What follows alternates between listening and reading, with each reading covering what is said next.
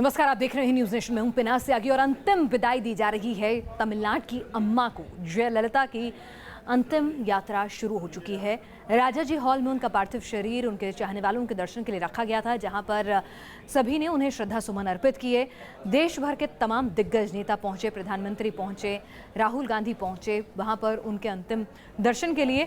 लगातार बड़े नेताओं का जमावड़ा लगा रहा और इस बीच आप देख सकते हैं कि ये गन गैराज पे जयललिता का पार्थिव शरीर, उनकी शव यात्रा जो है राजाजी हॉल से लेकर मरीना बीच ले जाई जा रही है। और राजाजी हॉल से लेकर मरीना बीच की दूरी लगभग 1.5 किलोमीटर तक की है और कहा जा रहा है कि इस दूरी में इतनी बड़ी तादाद में उनके चाहने वाले उमड़े हैं कि वहां पर पैर रखने की जगह भी नहीं है। कानून व्यवस्था न बिगड़े इसलिए पुलिस बल जो है दोनों तरफ सड़क के किनारे महिला और पुलिस कर्मी जो हैं तैनात कर दिए गए हैं। वहां पर लोगों को ढांढस बंधाने की कोशिश की जा रही है।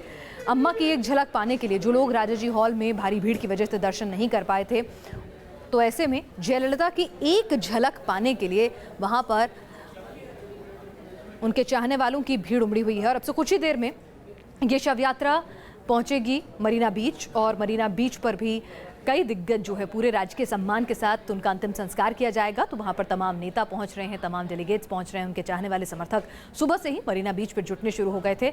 यासर मुश्ताक मेरे सहयोगी इस वक्त मरीना बीच से जुड़ चुके हैं। यासर, किस तरह के इंतजामात हैं, कौन कौन इस अंतिम संस्कार में शामिल होगा और साथ ही मुखाग्नि कौन देगा और क्या कुछ हलचल वहाँ पर आपको नजर आ रही है? बिल्कुल, मैं आपको सीधे तस्वीरें दिखाना चाहता हूं यहाँ पे मरीना बीच की। तो आप देख सकते हैं कि किस तरह की तैयारियां चल रही है।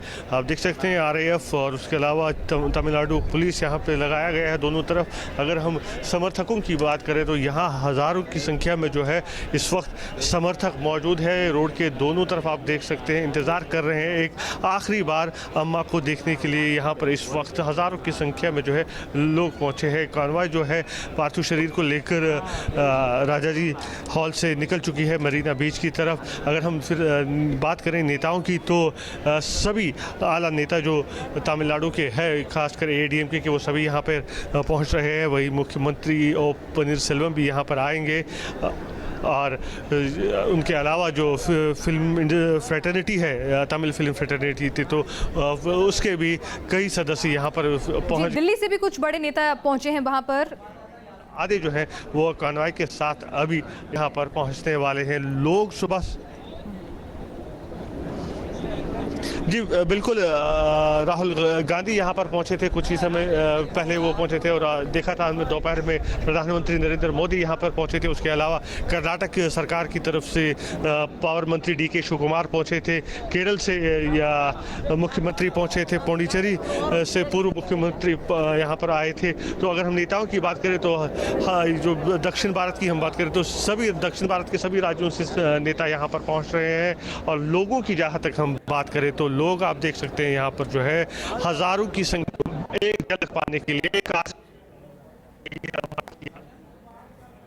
बिल्कुल यासर, हम देख पा रहे हैं लोगों का हुजूम जो है वो उमड़ा हुआ है और यहाँ पर उनकी अंतिम यात्रा आगे बढ़ती हुई राजाजी मेमोरियल हॉल से ये अंतिम यात्रा, उनकी शव यात्रा जो है वो अब रुख कर रही है मरीना बीच का, जहाँ पर कहा जा रहा है एमजीआर की समाधि के बिल्कुल निकट ही उनको अंतिम संस्कार उनका किया जाएगा, उनको मुखाग्नि दी जाएगी। और यहाँ पर आप देख रहे हैं कि उनके पार्थिव शरीर के साथ यहाँ पर शशिकला और उनके परिवार के लोग और उनके जो तमाम करीबी लोग जाने जाते रहे हैं। शशिकला की ही जो परिवार था उसी को जयललिता अपना परिवार मान के चलती थी। हालांकि दोनों के बीच में एक वक्त ऐसा भी आया जब इस कदर मनमुटाव बढ़ गया था कि जब जया ने अपने पॉज रोड वाले घर से शशिकला को बाहर का रास्ता दिखा दिया था, नहीं तो लंबे अरसे तक शशिकला वहीं रहा करती थी और उनके नेफ्यू को उन्होंने अपना दत्तक पुत्र के तौर पर अपनाया था। तो ऐसे में यहाँ पर सवाल ये भी है कि कुछ एआईएडीएम के नेता बताए जा रहे हैं कि वो नाराज़ हैं कि उनको इस शव यात्रा में आगे नहीं बढ़ चढ़कर शामिल होने दिया जा रहा है। और पूरा एक तरह से यहाँ पर इस पूरी शव यात्रा पर, उनकी अंतिम यात्रा पर, उनके पार्थिव शरीर के निकट खड़े होने वाले तमाम लोग वही थे जो शशिकला और उनके परिवार के लोग थे। इस बीच अगर जयललिता की शख्सियत की बात की जाए तो जयललिता की शख्सियत ही अपने आप में कुछ ऐसी थी कि उनके चेहरे के अंदर एक कशिश थी, उनकी शख्सियत में एक ऐसी कशिश थी जो लोगों को अपनी ओर खींचती थी। नहीं तो एक मुख्यमंत्री के लिए इतना असीम प्यार हो पाना वाकई में अपने आप में जिस तरह का मास लीडर हम जो एक शब्द यूज़ करते हैं और आज के ज़माने में जब राजनीति के रंग इतने बदरंग हो चुके हैं, ऐसे में एक मास लीडर इस सब के बीच में निकलना वाकई में ये दिखाता है कि उनकी शख्सियत कितनी कद्दावर रही होगी। हमारे साथ श्री प्रपंच इस वक्त जुड़ चुके हैं। श्री प्रपंच, राजा जी हॉल से ये शव यात्रा निकल चुकी है, मरीना बीच पहुंचेगी, लेकिन जिस कदर हुजूम वहाँ लोगों का उमड़ा हुआ है, एक झलक पाने के लिए सड़क के दोनों किनारे जो हैं लोग जो हैं जुटे हुए हैं, तो ऐसे में लग रहा है कि काफ़ी वक्त लगेगा। ये कितनी दूरी है मरीना बीच और राजा जी हॉल के बीच में, कितना वक्त और लग जाएगा?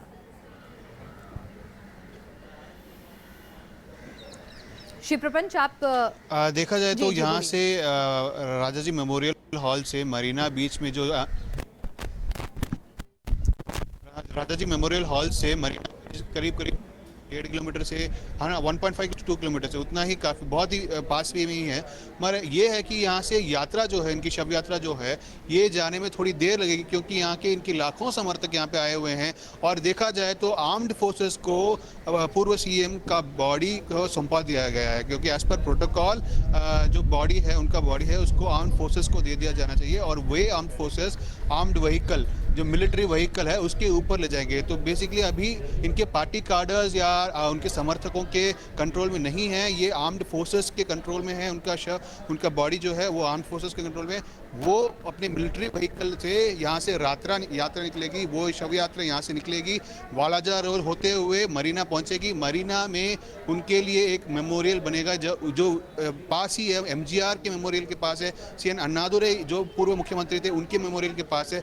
तो बेसिकली यहाँ पे लोग यहाँ पे बहुत सारे इकट्ठे हुए हैं। उनको अभी तक ये मतलब वहाँ से निकल नहीं गए, क्योंकि वो ऐसे देख रहे हैं कि अगर हमें एक मौका मिलेगा सीएम को, पूर्व सीएम को देखने का, क्योंकि वो उनको भगवान मानते थे, कोई उनको माँ मानते थे, बहुत सारे अम्मा करके नाम ही हो गया, वो इमोशन बन गया कि वो सब लोग ये मानने लगे कि वो सच में उनकी माता है जो उनका ख्याल रखती है। तो एक माता को, एक माँ को देखने के लिए इतने सारे बच्चे उनको देखने आए हो, वैसा ही माहौल बना हुआ है। तो देखा जाए तो लाखों की तादाद में यहाँ पे बहुत सारे डिस्ट्रिक्ट से बहुत सारे लोग आए हुए हैं। इनफैक्ट बहुत सारे मिनिस्टर्स आए हुए थे। दोपहर को देखा था कि हमने हमारे प्रधानमंत्री नरेंद्र मोदी जी आए हुए थे, अभी शाम को राहुल गांधी जी आए हुए थे। इसके बावजूद वेंकैया नायडू ने हमसे बात भी की थी। उन्होंने कहा था कि ये पूरा जो भी प्रोसेस है खत्म क्रिमेशन तक हम यहीं पे रहेंगे, मैं यहीं पे रहूँगा और उनके पूरा देख रेख के यहीं से निकलूँगा। तो उन्होंने कॉन्फिडेंस भी बताया कि हम वो पूरा यहीं पे रहने वाले हैं, वेंकैया नायडू। इसके अलावा बहुत सारे मिनिस्टर्स आए थे, जगदीश शेट्टर आए थे, सिद्धरामैया, HD देवेगौड़ा, बहुत सारे लोग, अरविंद केजरीवाल मुख्यमंत्री आए हुए थे, और उसके बाद निर्मला सीतारामन। तो बहुत सारे दिग्गज यहाँ पे आए हुए थे। उनके आखिरी मतलब उनको देख के श्रद्धांजलि अर्पित करने के लिए बहुत सारे लोग आए हुए थे। ना सिर्फ कॉमन पीपल, ना सिर्फ जनता, बहुत सारे दिग्गज, बहुत सारे मिनिस्टर्स, बहुत सारे स्टेट चीफ मिनिस्टर्स आए हुए थे। तो ये है कि क्रॉस पार्टी।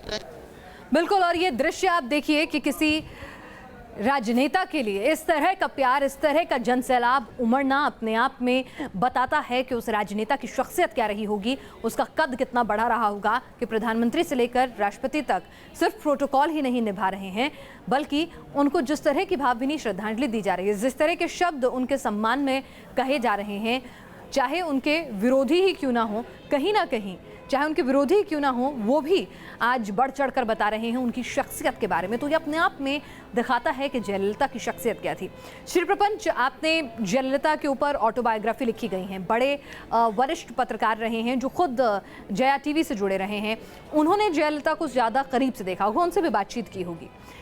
क्या ऐसा उनके पर्सनालिटी में था, ऐसा क्या उनकी शख्सियत में था कि तमाम लोग जो हैं हर समुदाय के, चाहे वो उनके राजनीति के धुर विरोधी हों, चाहे फिर वो उनकी राजनीति को पसंद ना करने वाले वोटर हों, या फिर आम आदमी हो, हर कोई आज उनके जाने से दुखी है और उनको एक महान शख्सियत के तौर पर याद कर रहा है।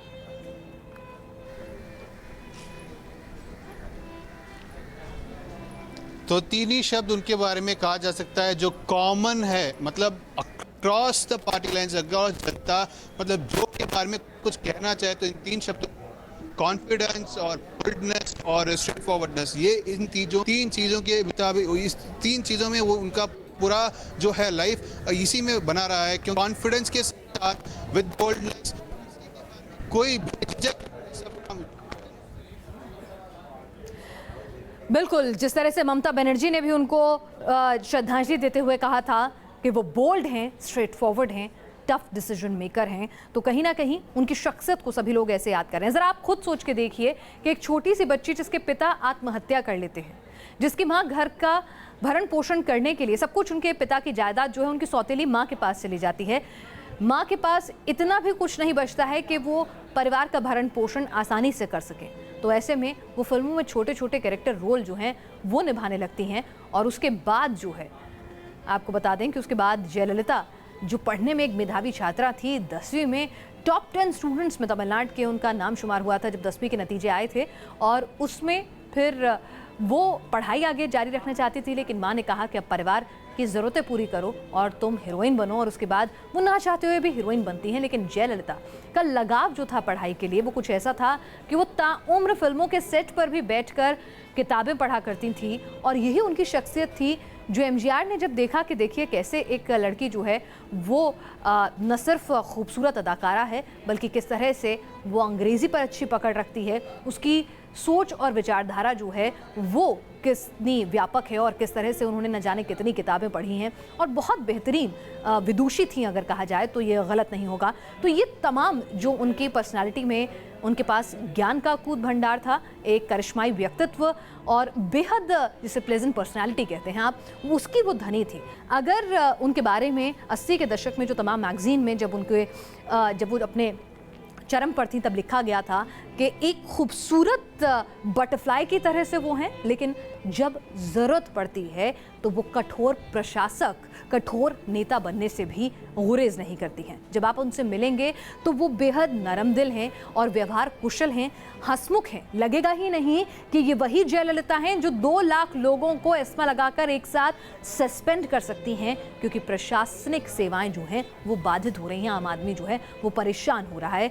ये वही जयललिता हैं जो आधी रात को अपने विरोधी को जेल भिजवाने की ताकत रखती हैं, भले ही कितनी आलोचना जो है वो क्यों ना सहनी पड़े। ये वही जयललिता हैं जिन्हें व्यक्ति पूजा से कोई गुरेज नहीं है। अगर उनके जो तमाम विधायक हैं अगर उनके आगे सर झुकाते हैं, अगर उनकी तस्वीरों को उनकी मीटिंग में गैर मौजूदगी में रख के उसकी पूजा करते हैं तो उन्हें कोई हिचक नहीं है। तो ये वही जयललिता हैं जो अपने माली के बेटे को पढ़ाने के लिए, अपने माली को पढ़ाने के लिए, वो इंजीनियरिंग की पढ़ाई कराने के लिए उसका सारा खर्चा उठाती हैं, और आज वो शख्स एक एमएनसी में बड़े पद पर आसीन है। तो ये जयललिता की शख्सियत है कि वो अगर अपने विरोधियों के लिए कठोर हैं, अगर वो राजनीति की बारीकियों की मंझी हुई खिलाड़ी रहीं कि किस तरह से सोनिया से चाय पे मुलाकात में उन्होंने अटल बिहारी वाजपेयी का साथ छोड़ते हुए एक वोट से सत्ता से बाहर का रास्ता दिखा दिया, तो ये वही जयललिता हैं जो बदले हुए सत्ता के समीकरण में आज मोदी के साथ भी खड़ी होती नजर आती हैं। उनका विरोध करती हैं लेकिन संग संग खड़ी भी होती हैं, और ये वही वेंकैया नायडू हैं